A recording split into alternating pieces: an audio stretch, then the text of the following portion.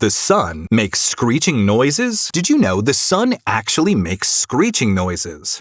Many people born deaf who later gain hearing often imagine the sun might make a sound, and they're not entirely wrong. If you close your eyes during a peaceful sunrise, you'll notice silence. That's because space is a vacuum, preventing sound from traveling through it. However, physicists have recorded acoustic pressure waves on the sun's surface and discovered it does produce sound. If space weren't a vacuum, the sun would roar like a lawnmower. On Earth, this sound arrives at such a low frequency it's inaudible. Now imagine, if the sun vanished, light would take about 8 minutes to reach Earth, but sound, being slower, would linger. You'd hear its eerie echoes for 13 years in total darkness.